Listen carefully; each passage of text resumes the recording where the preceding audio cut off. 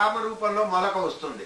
ఆ కామ రూపంలో కర్మ రూపంలో దాని మొలక వస్తుంది. ఆ మొలక విజృంభించేస్తుంది వృక్ష రూపంలో. ఇదంతా అట్లా విజృంభించినటువంటి వృక్ష రూపంగా ఉన్నది ఈ శరీరం.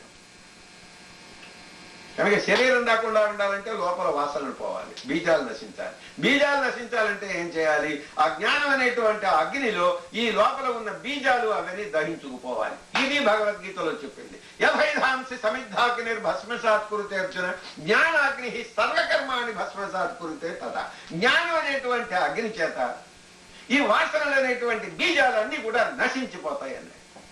ఎట్లాగంటే యథా ఏధాంసి సమిద్ధాగ్ని. కట్టపుల్లలు యజ్ఞం చేసి మనకు చూపించుతున్నారు ఋషులు. యజ్ఞం చేసి కట్టపుల్లలు వేస్తున్నారు. అగ్నిహోత్రం పెట్టాం. అక్కడ కట్టపుల్లలు ఉంటాయా? ఆ అగ్నిలో అన్ని నశించుకుపోవటంలా దహించుకుపోవటంలా. ఇది దేనికి? ఇట్ ఇస్ సింబాలిక్ ఎక్స్ప్లెనేషన్ అన్నమాట. ఏ విధంగా ఆ అగ్నికుండంలో వేసినటువంటి ఆ నిప్పులో, ఈ అగ్నికుండంలో ఉన్న నిప్పులో వేసినటువంటి కట్టపుల్లలా దహించుకుపోతున్నాయో, ఇక్కడ జ్ఞానం అనేటువంటి అగ్నిలో అజ్ఞానంతో వచ్చినటువంటి వాసనలు అనేటువంటి కట్టపుల్లలు దహించుకుపోవాలి. దహించుకుపోయినప్పుడు తర్వాత శరీరాలు రావటానికి కావలసినటువంటి విత్తనాల రూపంలో ఉన్నటువంటి వాసనలు హరించిపోవడానికి కారణం చేత తర్వాత శరీరం కూడా. కనుక ఆ విత్తనాలని హరింపజేయాలి అంటే ప్రయత్నం ఎక్కడ చేయాలి? ఇక్కడ చేయాలి. చేసినటువంటి వాళ్ళకి ఇక్కడే ఈ తర్వాత వచ్చే జన్మలు రాకుండా చేసుకుంటున్నారు అని 5వ అధ్యాయంలో భగవద్గీతలో ఒక శ్లోకం ఉంది. ఇహైవ తైర్జిత సర్గో ఏషాం సామ్యే స్థితం మనః నిర్దోషం హి సమం బ్రహ్మ తస్మాత్ బ్రహ్మణితే స్థితాః అని 5వ అధ్యాయం భగవద్గీతలో కర్మ సన్యాస యోగంలో చాలా గొప్ప శ్లోకం ఉంది. ఇహైవ అంటే ఈ శరీరంలో ఉండగానే, తై ఆ మహాత్ముల చేత, ఆ తపస్సు చేస్తున్నటువంటి మహాయోగుల చేత జిత జయింపబడింది. ఏమిటి? సర్గ తర్వాత వచ్చే జన్మలు. తర్వాత జన్మ లేకుండా జన్మరాహిత్యం చేసుకుంటున్నారట. దానికోసమనే ప్రయత్నం ఎప్పుడు చేస్తున్నారన్నాడు? ఈ శరీరంలో చేస్తున్నారన్నాడు. 5వ అధ్యాయంలో ఈ శ్లోకం మీరు గుర్తెట్టుకోండి, నోట్ చేసుకున్నారు సరే మెంటల్ గా. ఇహైవ తైర్జిత సర్గో. ఇహ ఏవ అంటే ఈ శరీరంలో ఉండగానే, ఇహైవ తైర్జిత సర్గో ఏషాం సామ్యే స్థితం మనః. వాళ్ళు ఏం చేస్తున్నారయ్యా? ఆ పరమేశ్వరుడిలో మనస్సు సమంగా అట్లా పెట్టేసేస్తున్నారట, ధ్యానం చేస్తున్నారు. చేస్తే దాని ఫలితం ఏమిటన్నాడు? ధర్మాధర్మాలకు అతీతమైనటువంటి శరీర తత్వానికి వెళుతున్నారు వాళ్ళు. కర్మ ఏమీ చేయటం లేదు. కర్మ చేశాడు అంటే దాని ఫలితం అనుభవించడానికి శరీరంలో రావాలి. కర్మ ఏమీ చేయకుండా ఏషాం సామ్యే స్థితం మనః. అందరిలోనూ సమంగా ఉంది. అన్ని మంచు కొండల్లోనూ సమంగా ఉన్నది ఏమిటండి? సముద్ర జలం. అన్ని శరీరాల్లోనూ సమంగా ఉన్నది ఏమిటండి? అవేర్నెస్, కాన్షియస్నెస్, జ్ఞానం, చైతన్యం, పరమాత్మ స్వరూపం. మీకు జ్ఞానం ఉంది, నాకు జ్ఞానం ఉంది కదా. మీ శరీరం అంతా జ్ఞానమే కదా, నా శరీరం అంతా జ్ఞానమే కదా. అందరిలోనూ సమంగా ఉన్నదేమిటి? సామ్యంగా, సమంగా, సమానంగా ఉన్నదేమిటి? పరమాత్మ తత్వం. ఆ సమంగా ఉన్నటువంటి ఆ సామ్యావస్థలో వాళ్ళ మనసును లగ్నం చేసి అట్లా కూర్చున్నారు. కూర్చున్నందువల్ల ఏం జరిగిందయ్యా? ధర్మాధర్మాలకు అతీతమైనటువంటి స్థితి వాళ్ళు పొందారన్నాడు. ఎక్కడ పొందారు? ఈ శరీరంలో ఉండగా పొందారు. ఇవాళ చెప్పింది చాలా ఇంపార్టెంట్, చాలా ఇంపార్టెంట్. ఇహైవ తైర్జిత సర్గో ఏషాం. సర్గ అంటే జన్మ. సర్గ తైహి జిత ఆ మహాయోగుల చేత, ఆ విధంగా మనస్సుని పరమాత్మ యందు లగ్నం చేసుకుంటున్నటువంటి మహాయోగుల చేత తర్వాత వచ్చేటువంటి శరీరాలు రావాల్సిన కారణం లేకుండా, ఆ కారణం అంతా కూడా కాజ్ అంతా కూడా, కాదు లేకపోతే ఎఫెక్ట్ లేదు, అందువల్ల కాజ్ అంతా కూడా దగ్ధం అయిపోతుంది. కాదంటే విత్తనం అన్నమాట. చెట్టుకి కారణం ఏమిటి? కాదేది విత్తనం. ఆ బీజాలన్నీ నశించిపోతున్నాయి. బాగా అర్థమవుతుందని మీకు నిన్న పాతరా అని చెప్పాను.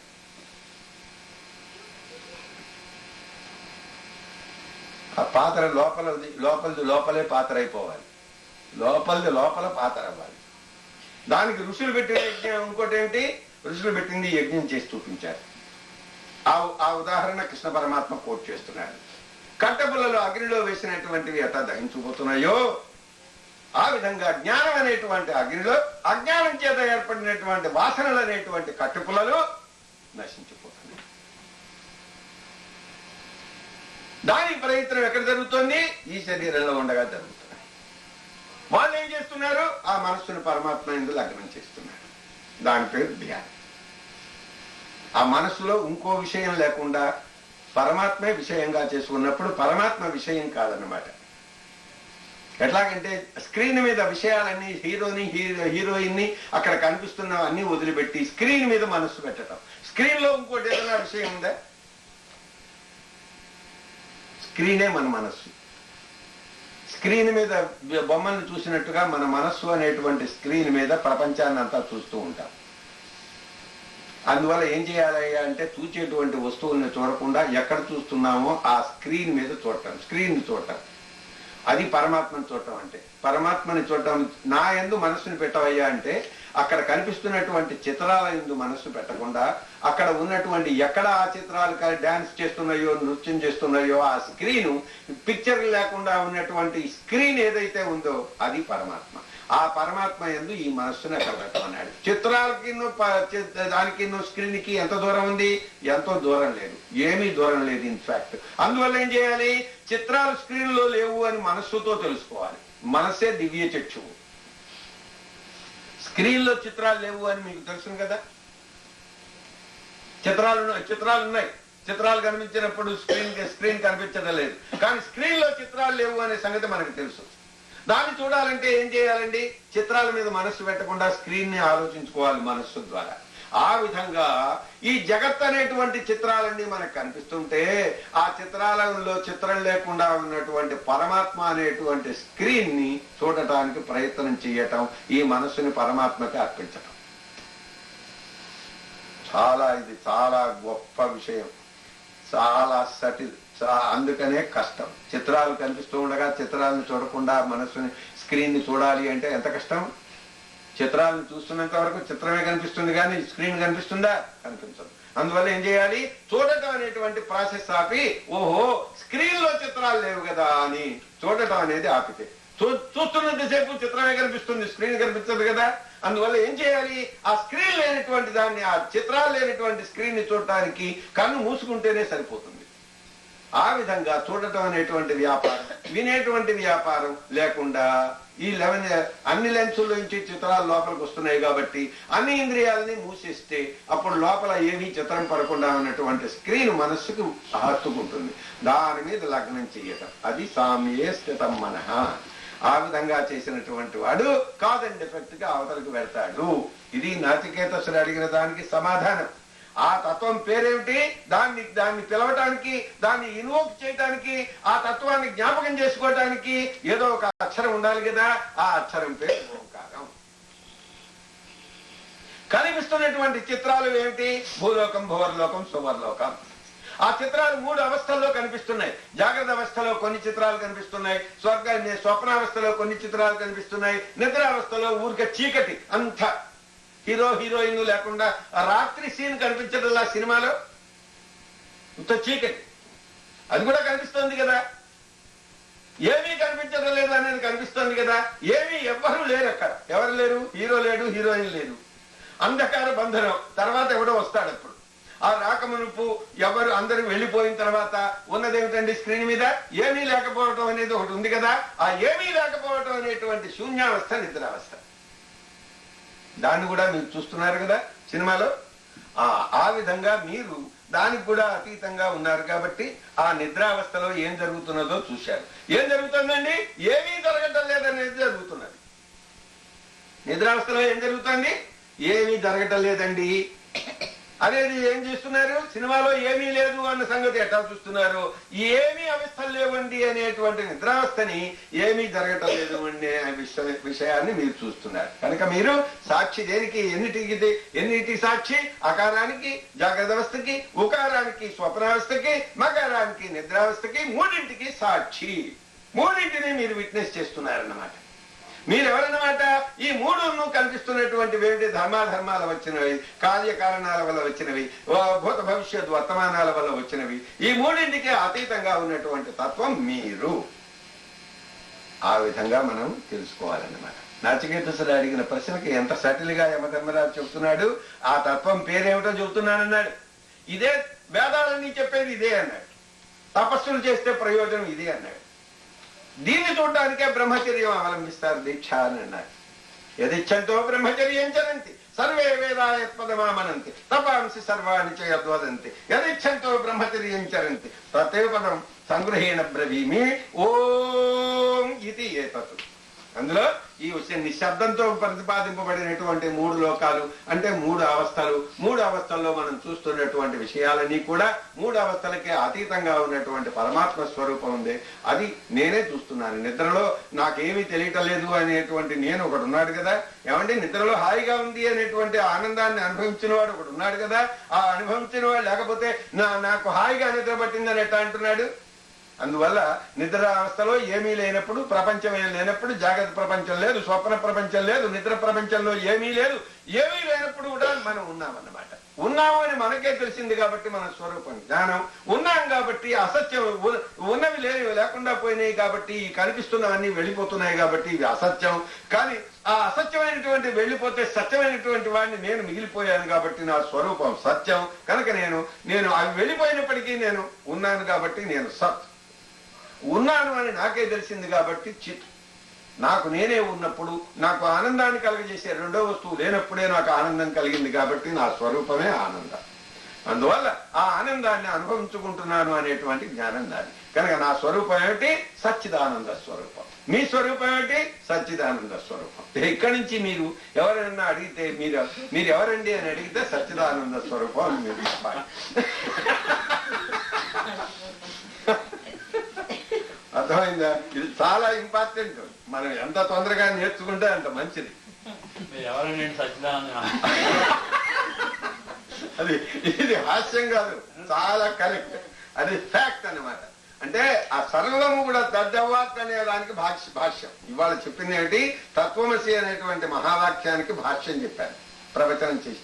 ఇవాళ ప్రవచనం యొక్క లక్ష్యం అది తత్వమసి.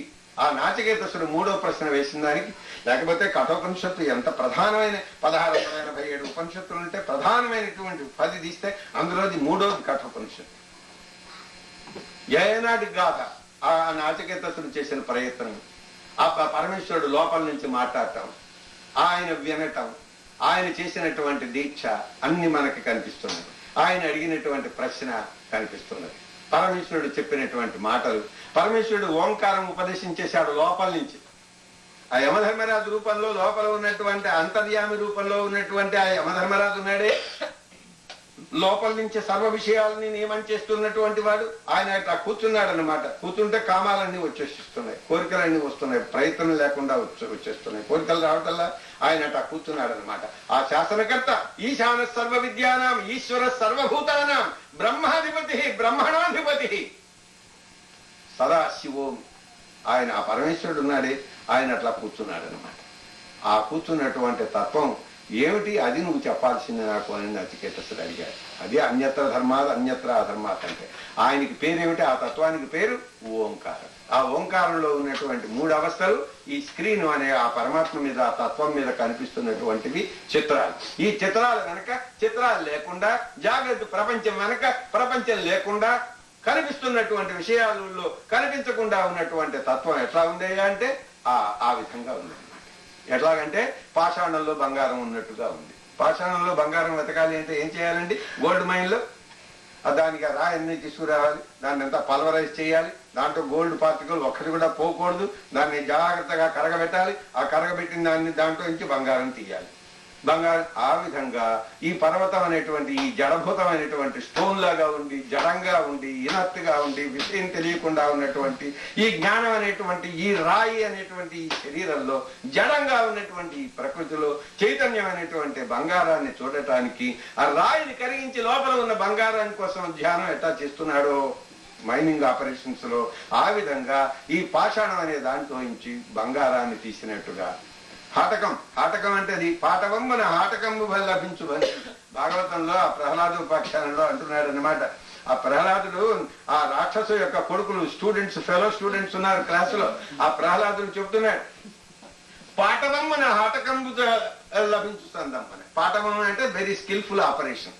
పాటవం వెరీ స్కిల్ఫుల్ ఆపరేషన్ కావాలి, చాలా జాగ్రత్తగా చేయాలి. ఎందుకంటే గోల్డ్ లో ఒక్క అణువు పోయినట్టే కదా, పోకుండా ఉండాలి. ఆ రాతిలో ఉన్నటువంటి బంగారాన్ని ఎట్టా కరగబెట్టి, రాతిని కరగబెట్టి ఆ బంగారాన్ని మాత్రమే ఎట్టా తీసుకుంటాడో, ఇక్కడ ఈ రాయి ఉన్నదే ఇది పార్వతి అంటే ఇదన్నమాట. ఇక్కడ పార్వతి అంటే అక్కడ జ్ఞాన స్వరూపిణి, ఆవిడ ఎక్కడ ఉన్నది పర్వతంలాగా ఉన్నటువంటి ఈ శరీరంలో ఉందన్నమాట.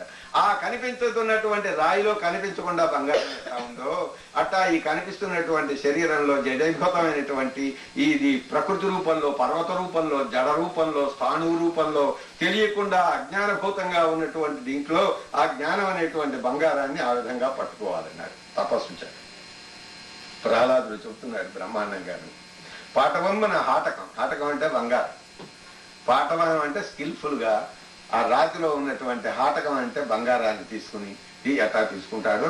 ఆత్మబోధలో శంకరుడు రాస్తాడు, హాటకే కటకాదివదు, హాటకంలో కటకం, కటకం అంటే కడియాలు, మురుగులు. ఈ మురుగులు బంగారం నుంచి మురుగులు ఎట్టా చేస్తారో ఆ కటకం అంటే కడియం అన్నమాట. తెలుగులో కడియం అంటామే, దాని సంస్కృతంలో ప్రకృతి వికృతి అంటారే. ఆ ప్రకృతి వికృతి, ప్రకృతి కటకం, వికృతి ఏమిటంటే కడియం. ఎక్కువ దూరం లేదు కటకానికి కడియానికి. ఆ విధంగా గ్రహించుకోవాలన్నమాట. సరే, అది ఆ కథ దీంతో ఉన్నటువంటి విషయాన్ని ఆ విధంగా మనం అర్థం చేసుకోవాలి. అందువల్ల ఓంకారంలో ఉన్నటువంటి తత్వం ఉండే ఆ నిశ్శబ్దం యందు మీకు ఎక్కువ గ్రహించుకో మనస్సు పెట్టడానికి పోవాలి. ఎందుకంటే ఆ నిశ్శబ్దం ఏమిటి, ఈ తత్వాలు అకార ఉకార మకారాలు రాళ్ళు. ఆ నిశ్శబ్దం ఉందే, ఈ శబ్దంలో ఆ రాళ్ళు ఎట్లా ఉంది, ఈ పాషాణంలో ఉన్న బంగారం లాగా ఈ శబ్దంలో ఆ నిశ్శబ్దం అనేది బంగారం అన్నమాట. అది ఆత్మస్వరూపం అన్నమాట. అందువల్ల ఈ శబ్దం చేస్తూ చేస్తూ చేస్తూ శబ్దం అంతా నిశ్శబ్దంలో నుంచే వస్తోంది కదా అనుకుంటూ నిశ్శబ్దం దగ్గరికి ఎప్పుడు వెళదామా అని అనుకుంటూ ఆ నిశ్శబ్దంలో కూర్చోటానికి ప్రయత్నం ఎక్కువసేపు చేయాలన్నమాట. మొత్తం ఓంకారం చేయటానికి 4 అక్షరాలు మామూలుగా అట్ట చేయటానికి ఎంతసేపు పడుతుందో, ఉచ్చారణ చేయటానికి ఎంతసేపు పడుతుందో అంతవరకు ఓంకారాన్ని మనం మనస్సులో అనుకున్నప్పుడు కానీ, బయటికి శబ్దంతో అనుకున్నప్పుడు, వైఖరి రూపంలో అనుకున్నప్పుడు కానీ మొత్తం మీద ఓంకారం ఓం ఓం ఓం అని అనకూడదు. ఓం అని 4 అక్షరాలు చెప్పటానికి ఎంత టైం పడుతుందో అంత టైం అయినా కనీసం ఓంకారాన్ని చెప్పాలి. చెప్పిన తర్వాత నిశ్శబ్దంలో కూర్చోవాలి కాసేపు. ఆ తత్వంలో కూర్చున్నప్పుడు తత్వమసి, అది నా స్వరూపం, అది సచ్చిదానంద స్వరూపం, అది నిత్యమైంది, అదే ధర్మాధర్మాలకు అతీతమైంది, అదే భూత భవిష్యత్ వర్తమానాలకు అతీతమైంది, అదే కార్యకారణాలకి అతీతమైంది. అది నాచికేతసుడు అడిగిన ప్రశ్నకి ఆ వస్తువు అది సమాధానం అని అనుకుని గ్రహించుకుంటూ ఆ ఓంకారం మీద ధ్యానం చేయాలి. చేస్తే మనకి ఉత్తమ జన్మలు కలుగుతాయి. ఇది కఠోపనిషత్తులో ముఖ్యమైనటువంటి మంత్రం. ఇది చాలా ఇంపార్టెంట్. ఇక ఓంకార ఈ కఠోపనిషత్తు అంతా కూడా పిండి ఇచ్చేసేసి దీంట్లో నుంచి మేగడ తీసేసి, మేగడలో నుంచి వెన్న తీసి, వెన్నలో నుంచి నెయ్యి తీద్దామంటే ఈ ప్రణవ ఉపాసన, ఓంకారం యొక్క ఉపాసన ఆ యమధర్మరాజు నచికేతసుడి ద్వారా మనందరికీ చెప్పాడనమాట. ఆ ఓంకారం అంత విశిష్టమైంది, అంత ముఖ్యమైంది, అంత ప్రాముఖ్య స్థానం వహిస్తున్నదన్నమాట మంత్రాల్లో కల్లా. ఓమితి ఏకాక్షరం బ్రహ్మ అంటే ఫుల్ స్టాప్. ఆ ఒక్క అక్షరంలోనే పరమాత్మ పరమాత్మ ప్రపంచం లేకుండా ఉన్నటువంటి పరమాత్మ మనకి దర్శనం అవుతున్నది అనమాట. ఆ ఓం అనేటువంటి ఒక్క అక్షరంలో అకార ఉకార మకారాలు ప్రపంచం, ఈ వాటికి అతీతంగా నిశ్శబ్దంగా ఉన్నటువంటిది ఆ మాత్ర కానటువంటిది ఆ మాత్ర, ఊ మాత్ర, మా మాత్ర. 3 మాత్రలు అయితే 3 మాత్రలు 5 ఆట ఉంచి 3 మాత్రలు మాత్ర కాకుండా ఉన్నటువంటి ఆ మాత్ర ఉందే అది నిశ్శబ్దం. ఆ నిశ్శబ్దమే పరమాత్మ తత్వం. అక్కడ ప్రపంచం లేదు, శబ్దం లేదు, ప్రపంచం లేదు. శబ్దం అంతా కూడా రూపానికి శబ్దం, నామరూపాలన్నమాట. నీ నామా రూపములకు అని త్యాగరాజుల వారు రాశారే. అంటే ప్రపంచం అంతా కూడా నీ నామం, నీ రూపం. ప్రపంచం అంతా నీ రూపం, ఆ రూపానికి నామం.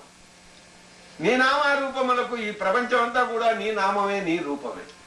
అందువల్ల నీకు ఎప్పుడు కూడా నమస్కారం నీకు అని చెప్పి త్యాగరాజుల వారు రాస్తున్నాడు. ఎంత ఫిలాసఫరు, ఎంత దర్శనం, ఆ తత్వదర్శనం అయింది ఆ మహానుభావుడికి. జీవన్ముక్తుడైపోయాడనమాట. అది ఎవరైనా పాట కచేరీ చేసేప్పుడు లాస్ట్ అదే ఒకటే కదా, పవమానాసుతుని బట్టి అంటే ఆంజనేయుడికి నమస్కారం చేసి అక్కడి నుంచి నీ నామరూపాలకు నమస్కారం చేస్తున్నాను అని చెప్పి ఆ త్యాగరాజుల వారు రాసినటువంటి మహత్తరమైనటువంటి కీర్తన రత్నం. ఇక ఇప్పుడైన తర్వాత ఆ 2 అయిపోయినాయి. ఏతదాలంబనం శ్రేష్టం ఏతదాలంబనం పరం. సపోర్ట్ అన్నమాట. ఈ మనస్సుకి ఏదో ఒకటి ఉండాలిగా. ఎలిమెంటరీ స్టేజెస్ లో మనస్సు ఖాళీగా ఉంచలేదు. ఏదో ఒక థాట్ వచ్చేసేస్తుంది. ఒక థాట్ వెళ్ళిపోయింది అనుకోండి, రెండో థాట్ లేకుండా మీరు ఉండలేరు. ఆ ఇంటర్వల్ ఏదైనా ఉంది అంటే అదే పరమాత్మ స్వరూపం. The interval between one thought and the second thought. Interval లేకుండానే మనకి సెకండ్ థాట్ వస్తుంది. ఆ ఇంటర్వల్ లేకుండా చేసుకున్నారంటే, వచ్చేసారంటే మీరు ధన్యులు అన్నమాట. గౌడపాద మహర్షి అంటున్నాడు ధ్యాన ప్రక్రియలో, అంటున్నాడు మహాత్ములకి ఆ ఇంటర్వలే వాళ్ళకి చాలా ఇంపార్టెంట్ గా వాళ్ళు భావిస్తారు. ఏ ఇంటర్వల్? ఈ థాట్కి, ఫస్ట్ థాట్కి సెకండ్ థాట్కి థాట్ లేకుండా ఉన్నటువంటి సిచ్యువేషన్ లో థాట్ చిత్రంగా కనిపిస్తోంది. చిత్రం లేనప్పుడు థాట్లెస్నెస్ అంటే చిత్రం లేనప్పుడు అది ఏమిటనమాట? The screen itself, the pictureless screen, that is God, చైతన్యం. ఆ థాట్లెస్ స్క్రీన్ ఇంటెలిజెన్స్ అదనమాట. విషయత్సహి బుద్ధానాం, బుద్ధానాం మహాపండితులకి, చాలా జ్ఞానులకి విషయ సహ, ఆ స్థితి, that is the thing on which their mind is fixed అని గౌడపాద మహర్షి మాండూక్యానికి కారికలు రాస్తూ, గ్లాసరీ రాస్తూ ఒక శ్లోకంలో అందిస్తున్నాడు అనమాట. చాలా ఇంపార్టెంట్ శ్లోకం అది. ఏతదాలంబనం శ్రేష్టం ఏతదాలంబనం పరం. ఏతదాలంబనం జ్ఞాత్వా బ్రహ్మలోకే మహీయతే. ధ్యానం చేస్తూ ఉంటే వాడికి బ్రహ్మలోకంలోకి వెళ్ళి ఆయన బ్రహ్మత్వం పొందుతాడనమాట. సాక్షాత్తు బ్రహ్మ అయిపోతాడు. అక్కడ హిరణ్య గర్భంలో కూర్చుంటే అక్కడ హిరణ్య గర్భుడిగా కూర్చుంటాడు. మరి అందరం కూడా ఆ బ్రహ్మనే కదా ధ్యానం చేసేది. అందువల్ల ఈయన్ని ఈ యోగులందరూ కూడా ఆ బ్రహ్మగారిని పొగుడుతూ ఉంటే ఈయన కూడా పొగడబడుతూ ఉంటాడు. ఈయనకి అప్పుడు ఆ బ్రహ్మగారికి తేడా ఏమి ఉండదు. అదన్నమాట. బ్రహ్మలోకే మహీయతే అంటే అర్థం అదన్నమాట. ఈయనే గణపతి. గణపతిని ధ్యానం చేస్తున్నవాడు గణపతి అవుతాడనమాట. బ్రహ్మ అంటే గణపతి, ముఖ్య ప్రాణం అన్నమాట. ఆయనకి హెడ్ క్వార్టర్స్ ఏమిటి? సత్యలోకం.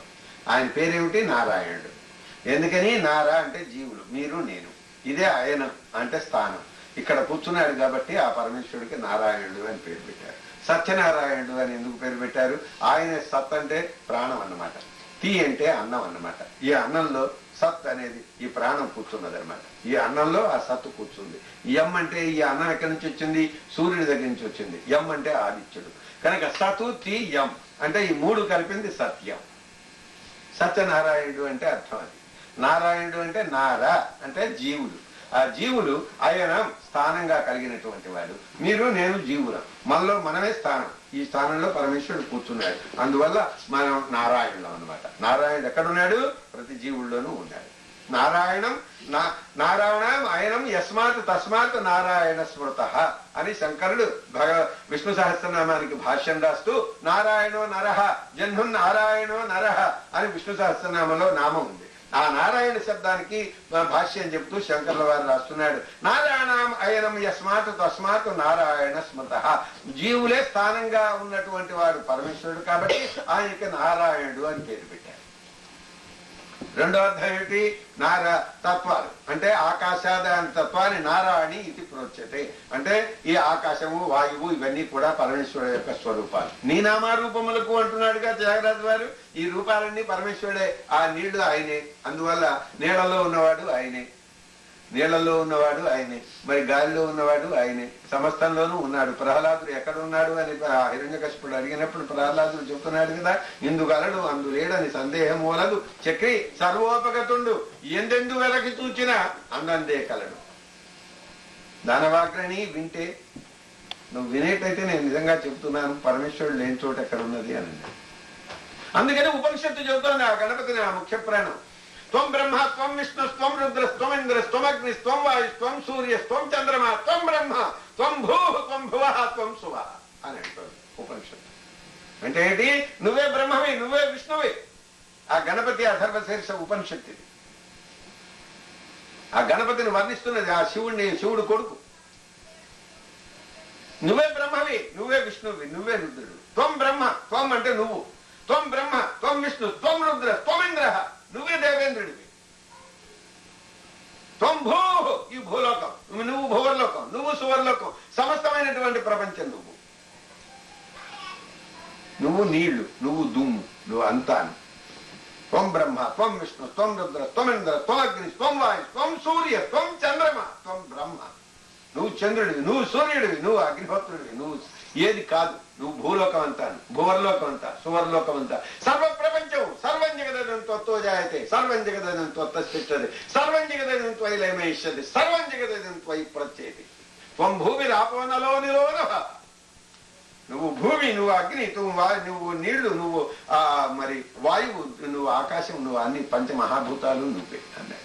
అంటే అవన్నీ ఈ మహాభూతాలు ఉన్నాయే, ఇవన్నీ కూడా తత్వాలు. అందులో వాటి పేరు నారా అంటారు. వాటిల్లో అవి స్థానంగా ఉన్నవాడు కాబట్టి ఆ పరమేశ్వరుడిని నారాయణుడు అన్నాడు. నారాయణీతి తత్వాలు, ఇవన్నీ కూడా తత్వాలు కాబట్టి ఆ తత్వాల్లో పరమేశ్వరుడు స్థానంగా కలవాడు కాబట్టి ఆయన్ని నారాయణుడు అన్నాడు. మన శరీరాల్లో ఉన్నాడు కాబట్టి నారాయణుడు. సత్యనారాయణుడు అంటే లోపల ఉన్నటువంటి ప్రాణం ఉండే అది సత్తు, అది చచ్చిపోయేది కాదు. ప్రాణం శరీరం పడిపోతుంది, ఆయన వెళుతూనే ఉంటాడు కదా, ప్రాణం చచ్చిపోదు అనేది తెలుసుకోవాలి. ప్రాణం చచ్చిపోదు అనేటువంటి విషయం, పరమాత్మ చచ్చిపోదు అనేటువంటి విషయం ముందు పరమాత్మ యొక్క స్వరూపాన్ని నిర్ణయం చేస్తున్న తర్వాత శ్లోకంలో, మంత్రంలో, కఠోపనిషత్తులో అంటున్నాడు, నజాయతే మ్రియతే వా విపశ్చితు నాయం కుతశ్చితు న బభూవ కశ్చితు అజో నిత్య శాశ్వతోయం పురాణో నహన్యతే హన్యమానే శరీరే అనేటువంటి శ్లోకం మంత్రం ఆ వ్యాసుల వారికి ఎంత సంతోషమైంది అంటే దీన్ని bodily he lifted it and incorporated in his Gita. ఏదో కొంచెం ఆల్టరేషన్స్ తో. నజాయతే మ్రియతే వా కదాచితు అంటే ఇది 2వ అధ్యాయంలో 20వ శ్లోకం. నజాయతే మ్రియతే వా కదాచితు నాయం భూత్వా భవితా వా న భూయః అజో నిత్య శాశ్వతోయం పురాణో నహన్యతే హన్యమానే శరీరే. ఇది భగవద్గీతలో 2వ అధ్యాయంలో 20వ శ్లోకం. ఇది నజాయతే మ్రియతే వా కదాచితు, ఎప్పుడు కూడా ఈ తత్వం చచ్చేది కాదు, పుట్టేది కాదు, చచ్చిపోయేది కాదు. నజాయతే పుట్టేది కాదు, నమ్రియతే చచ్చిపోయేది కాదు, కదాచితు ఎప్పుడైనా సరే. నజాయతే మ్రియతే వా కదాచితు నాయం భూత్వా భవితా వా న భూయః, ఇప్పుడు ఒకప్పుడు లేకుండా తర్వాత ఉండేది కాదు. ఒకప్పుడు లేకుండా ఇప్పుడు ఉండి తర్వాత లేకుండా పోయేది కాదు. ఒకప్పుడు లేకుండా ఇప్పుడు ఉన్నది కాదు. ఇప్పుడు ఉండి తర్వాత లేకుండా పోయేది కాదు. ఎప్పుడు ఉండేది. అజహ పుట్టింది కాదు. నిత్యః అందువల్ల శాశ్వతమైంది. శాశ్వతం మార్పు లేనటువంటిది, ఎప్పుడు ఒక తీరుగా ఉండేది. అజో నిత్య శాశ్వతోయం పురాణో. పురాణం మనం ఎప్పుడు ఈ శరీరం ఒక తీరుగా ఉండదు. 16 ఏట ఉన్నట్టుగా ఇప్పుడుందా, ఇప్పుడున్నట్టుగా 10 ఏళ్ల తర్వాత ఉంటుందా? ఉండదు. డెఫినెట్. ఇప్పుడు ఏదో ఆరోగ్యంగా ఉంది అనుకుంటున్నాం కానీ తర్వాత ఉంటుందని నమ్మకం లేదు. ప్రతిక్షణం అన్యథా స్వభావ అన్నాడు. ఈ శరీరం ఉంది, ప్రతిక్షణము కూడా అన్యథా స్వభావం అంటే ఇంకో తీరుగా అయిపోతుంది. ఇంకో తీరుగా అయిపోతుంది. ఇప్పుడు పుళ్ళు లేవు, తర్వాత పుళ్ళు రావచ్చు. ఇప్పుడు ఎముకలన్నీ బాగా ఉన్నాయి, తర్వాత ఇవి వినకపోవచ్చు మన మాట. అంగం గలితం ఫలితం ముండం దశన విహీనం జాతం తుండం వృద్ధో యాతి గృహీత్వా దండం తదపి నముంచతే ఆశా పిండం భజ గోవిందం మూఢమతే భజ గోవిందం. అయినా నువ్వు తలుచుకో పరమేశ్వరుడిని. ఇప్పుడు అయితే అన్ని పళ్ళు ఉన్నాయి, 32 పళ్ళు. ఇప్పుడైనా నమ్మకం లేదు, అందరి పళ్ళల్లోనూ అన్ని 32 ఉన్నాయి. కొన్నాళ్ళుగా ఆ పళ్ళు ఒక్కొక్కటే జారిపోతూ ఉంటాయి అంతే. తర్వాత కళ్ళజోడు పెట్టాల్సి వస్తుంది. 40 ఏట చత్వారం అంటే 40 ఏట కళ్ళజోడు పెట్టాల్సి వస్తుంది. ఇప్పుడు మన పిల్లలకి 15 ఏట పెట్టాల్సి వస్తుంది. చత్వారి అనే పేరు తప్పు. ఇప్పుడు చత్వారి అంటే తప్పు, ఎందుకంటే 40 ఏట పెట్టుకునేదాన్ని ఆ కళ్ళజోడికి పేరు చత్వారి అని, చత్వారం. ఆ జబ్బుకి పేరు 40 ఏట, దాన్ని 40 అన్నారు. ఆ దోషానికి ఆ జబ్బుకి పేరు 40 అని పేరిట్టారు. 40 అన్నారు అంటే ఏమిటి? కళ్ళు కనిపించదు అని. చత్వారం అన్నారు అంటే 40 ఏళ్ళు అని. ఇప్పుడు అది కాదు కదా, 40 ఏళ్ళు అనే ఏముంది పాయింట్? టైం లిమిట్ ఉందా దానికి? 40 ఏట కళ్ళజోళ్ళు పెట్టుకునే వాళ్ళు ఉన్నారు, అన్నం కోసం పెట్టుకునే వాళ్ళు ఉన్నారు. తర్వాత పోయిన తర్వాత అవసరం అవుతుంది అది. అన్నం కోసం పెట్టుకుంటే అవసరం అవుతుంది చివరికి, అది ఆ విధంగా తగలిపోతున్నాయి. ఇక్కడ ఫలితం ఉండవు. ఈ శరీరం ఇదంతా కూడా జుట్టు చూడండి ఎట్టా తెల్లబడిపోయిందో, అంటే రాలిపోతుంది అంతే. ఈ తల ఒకటే కదా, అన్ని తలలకి ఫలితం ఉండవు. దశన విహీనం, దశన అంటే పళ్ళు అన్నమాట. దశన విహీనం, తొండం అంటే నోరు. అది దర్శన విహీనం. ఆ లోపల ఇప్పుడు పళ్ళు కనిపిస్తున్నాయి, రేపు పొద్దున ఒక తారీఖు వస్తుంది కనిపించవు, ఇవి ఉన్నా ఉండవు. మయ్య డాక్టర్ దగ్గరికి వెళ్ళి మళ్ళీ ప్లాస్టిక్ పెట్టుకోవాలి సెట్. దర్శన విహీనం జాతం చూడం వృద్ధో యాతి గృహీత్వా దండం. పరమేశ్వరుడు ఇచ్చినటువంటి 2 కాళ్ళు సరిపోవు, ఈ రెండింటికి బలంగా ఇంకోటి 3వది కాలు కావాలి. ఏమిటి? కర్ర. వృద్ధో యాతి గృహీత్వా దండం. వృద్ధుడు ఉన్నాడే వాడు 3వ కాలు పెట్టుకుంటాడు, పెట్టుకుని 3 కాళ్ళ మీద